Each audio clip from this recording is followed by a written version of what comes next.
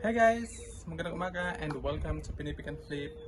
So, today, ang i-upcycle natin is itong legs ng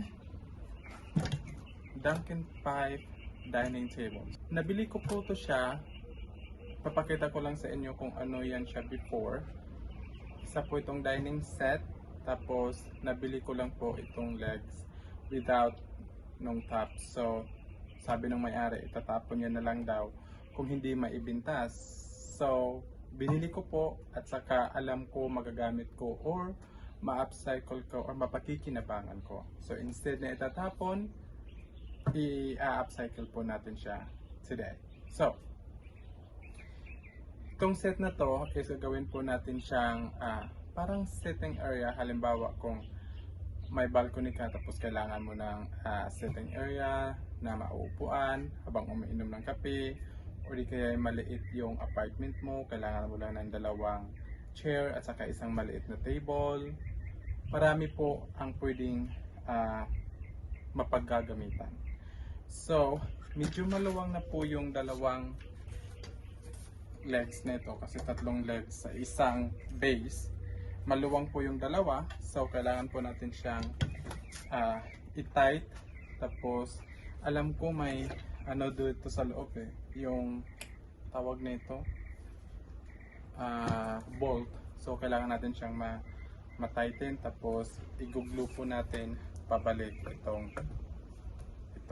yung ano bang tawag nito, basta may tawag yan, kalimutan ko. So dito naman, butasan na lang po natin tong board, saka ipapasok natin tong tatlong bolt.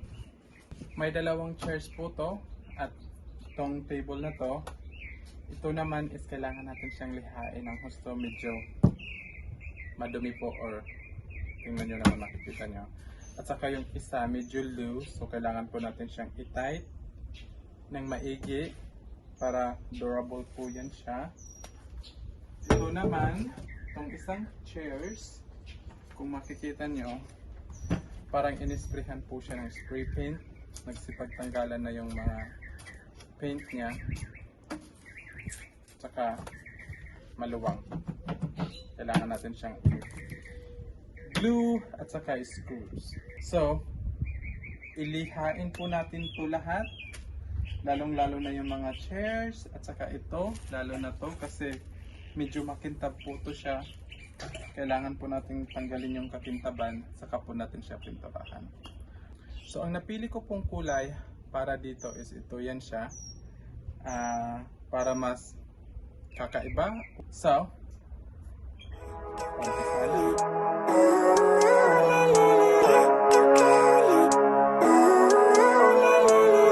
Living life every day, late at night, not okay. All I want, and I pray, all I need are some better days. Fuck me, I'm looking in the mirror, so foggy, but I've never seen clearer. I don't really think anyone can save me, and honestly I'm not really sure I want saving. I like to be my own worst enemy. There's no risk if you don't try at anything, so I'ma just keep buying everything. See you in the next life, have to be a better me. I don't think that my head's on straight, gotta flip it and grip it and go and get an x-ray. What's wrong with me? I just feel weight pushing on my chest and it squeezes till I suffocate. Better change my mindset, meditate. It's pretty cool that I'm alive and have better days. I could walk, see, hear, I should celebrate. Think I could change my mind, maybe elevate. Living life, every day, late at night, not okay. All I want, and I pray, all I need are some better days. Yeah, all I need are some better days. Cause all I want, and I pray, I believe in the better days. I'm kinda stuck between a rock and a hard place. Do I work hard or live at my pace? You're only young once, yeah that's all great, but I also want a future where I'm okay. Living life is doing lots of cocaine. Wait no, it's living with no shame. Wait no, it's sleeping in on Sundays. I guess it's different for each of us and that's okay.